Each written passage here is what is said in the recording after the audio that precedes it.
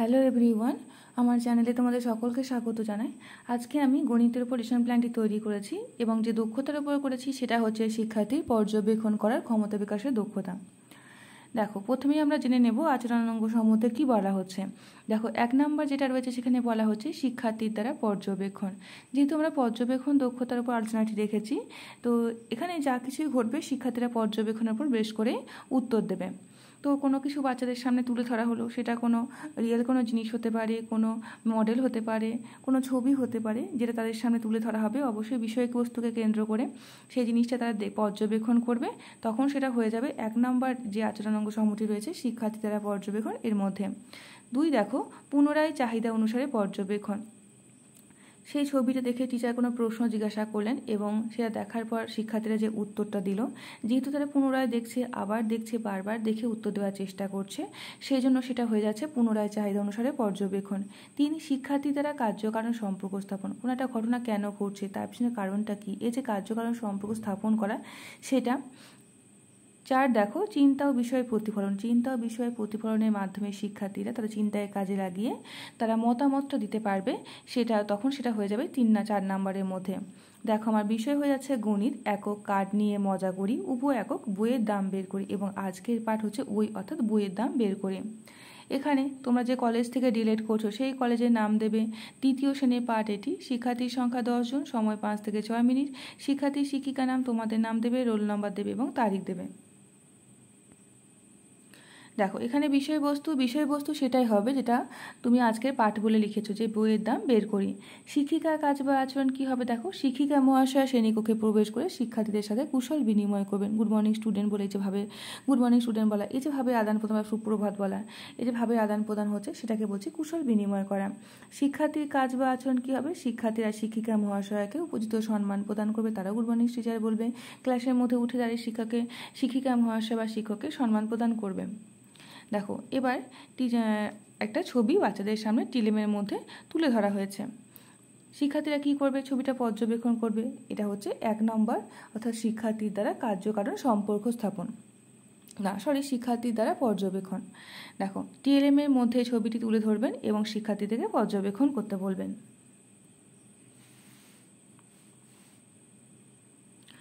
দেখো, এবার টিচার বলছেন, বলো তো রিয়া, বলো তো এখানে কী দেখতে পাচ্ছ? যদি তোমরা এই প্রশ্নটা না করো, একবারই ডিরেক্টলি জিজ্ঞাসা করতে পারো যে রিয়া, এখানে কতগুলি বই আছে বলো। তো আমি দেখো 2টি প্রশ্ন করেছি, যে কী দেখতে পাচ্ছ? বলছে ম্যাম একটা বইয়ের তাক দেখতে পাচ্ছি। বলছে 2 নম্বর যে কম্পোনেন্টসটা রয়েছে সেটা হচ্ছে অর্থাৎ পুনরায় চাহিদা অনুসারে পর্যবেক্ষণ, সেটা হয়ে যাচ্ছে এখানে। তারপর দেখো, বলছে রিয়া, এই বইয়ের তাকটিতে কতগুলি বই আছে গুনে বলো। তো বলছে ম্যাম 6টি বই আছে। এটা হচ্ছে পুনরায় চাহিদা অনুসারে পর্যবেক্ষণ। দেখো, এরপর শিক্ষিকা মহাশয়া বোর্ডের মধ্যে প্রথমে অঙ্কটি লিখবেন এবং বোর্ডের মধ্যে অঙ্কটি করে দেখাবেন এবং আজকের পাঠটি ভালোভাবে বুঝিয়ে দেবেন, কীভাবে করতে হবে সেটা একটা দেখিয়ে দেবেন করে। তো দেখো, শিক্ষার্থীরা মনোযোগ দিয়ে শুনবে এবং খাতায় লিপিবদ্ধ করবে, খাতার মধ্যে লিখে নেবে।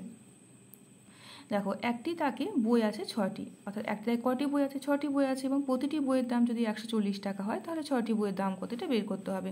তো কিভাবে করবেন? টিচার দেখো এখানে করে দিয়েছে যে একটা বইয়ের দাম যদি একটি তাকে কটি বইয়ের 6টি বই আছে, তাহলে একটি বইয়ের দাম 140 টাকা। তাহলে কিভাবে করবে? এটা একটা পদ্ধতিতে করা হয়েছে, তবে বইয়ের মধ্যে 2টি পদ্ধতিতে করা হয়েছে। একটা একদম সরাসরি ডিরেক্টলি গুণ করে দেওয়া হয়েছে এবং আরেকটা 140কে 2 ভাগে ভেঙে নেওয়া হয়েছে, এটা 100তে ভেঙে নেওয়া হয়েছে এবং 40-এ দিয়ে সেটাকে যোগ করা হয়েছে। দেখো, এই একটা পদ্ধতি এটা করে নিয়েছে। আর একটা পদ্ধতি দেখো, যে 100 দিয়ে করেছে, আবার 40 2টি ভাগে ভাগ করে, আবার সেই দুটি যে 100কে কত গুণ করে যেটা হলো সেটা যোগ করেছে, আর 40কে আবার 6 দিয়ে গুণ করে যেটা হয়েছে সেটা যোগ করে হয়েছে। 2টি পদ্ধতিতে করা হয়েছে। তো এভাবে কত রকম পদ্ধতিতে আমরা অঙ্কটা করতে পারছি, কত রকমভাবে অঙ্কটা যোগ করে, 2ভাবে গুণ করে একটা হচ্ছে, ডিরেক্টলি একবার গুণ করে হয়ে যাচ্ছে। তো এইভাবে টিচার বোর্ডের মধ্যে করে দেখাবেন। দেখো, তারপর কতগুলো চেয়ারের ছবি আঁকা হয়েছে এখানে, শিক্ষার্থীরা পর্যবেক্ষণ করবে, সেজন্য এটা হচ্ছে শিক্ষার্থী দ্বারা পর্যবেক্ষণ। তারপর দেখো, এই ছবিটি শিক্ষার্থীদের সামনে তুলে ধরে জিজ্ঞাসা করবেন, বলো তো এখানে কতগুলি চেয়ার আছে? বলছে ম্যাম 4টি চেয়ার আছে। তো এটা হচ্ছে পুনরায় চাহিদা অনুসারে পর্যবেক্ষণ। দেখো, তারপর টিচার বলছেন, রাম বলো, একটা চেয়ারের দাম যদি 245 টাকা হয় তাহলে 4টি চেয়ারের দাম বেশি হবে না কম হবে? বলছে ম্যাম বেশি হবে। এটা হচ্ছে 3 নম্বর, যেখানে কার্যকারণ সম্পর্ক স্থাপন হচ্ছে। কীভাবে বেশি হচ্ছে না কম হচ্ছে এটা তারা ঠিক করতে পারছে। যে যিনি যদি আমাদের পরিমাণ যদি কম হচ্ছে তাহলে এখানে দামটাও কম হচ্ছে, যদি পরিমাণ আমরা বেশি হচ্ছে, যে চেয়ারের সংখ্যা যদি আমার কম হচ্ছে, কম হলে আমার দাম কম হচ্ছে, দাম চেয়ার যদি সংখ্যা বেশি হচ্ছে তাহলে আমার দামটা বেশি হচ্ছে, এটা তারা নির্ণয় করতে পারছে। তো এটা হচ্ছে কার্যকারণ সম্পর্ক স্থাপন। দেখো কীভাবে করলে বোর্ডে করে দেখাও। তো দেখো এটা যেহেতু অঙ্ক, সেটা মতামতটা তারা বোর্ডের মধ্যে করেই দেখাচ্ছে। তো সেজন্য এটা হচ্ছে 4 নম্বর যে কম্পোনেন্টসটা রয়েছে, যে চিন্তা ও বিষয় প্রতিফলনের মাধ্যমে তারা উত্তরটা দিচ্ছে, সেজন্য এটা 4 নম্বর হয়ে যাচ্ছে। দেখো টিচার বলছেন বা একদম সঠিক উত্তর দিয়েছো। তারপর দেখো আরেকটি অঙ্ক রয়েছে এখানে, যেখানে মাছের ছবি রয়েছে। তো শিক্ষার্থীরা পর্যবেক্ষণ করবে, এটা হচ্ছে 1 নাম্বার। তারপর দেখো ছবিটি দেখে বলতে হবে কটি মাছ আছে, তো বাচ্চারা গুনে বলবে 5টি মাছ আছে। এটা হচ্ছে পুনরায় চাহিদা অনুসারে পর্যবেক্ষণ। তারপর দেখো একটা মাছের দাম যদি 175 টাকা হয় তাহলে 5টি মাছের দাম কত? এই রামকে ডাকবে এবং বলবে যে অঙ্কটি বোর্ডে করে দেখাও। তো এটা বোর্ডে করে দেখাবে এবং এটা হচ্ছে 4 নম্বর যে আচরণ অঙ্ক সমূহটি রয়েছে সেটা হয়ে যাবে এখানে। তারপর দেখো টিচার বলবেন, তাহলে আজকের পাঠ থেকে আমরা 3 অঙ্কের সংখ্যাকে 1 অঙ্কের সংখ্যাতে বিভিন্ন পদ্ধতিতে গুণ করা শিখলাম কি, তাই তো?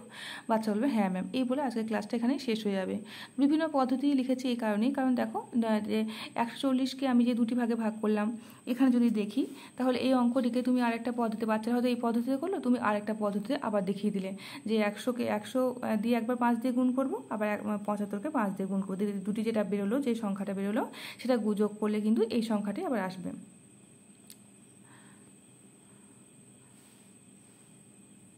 তো এইভাবে আমরা লেসন প্ল্যানটি তৈরি করতে পারি।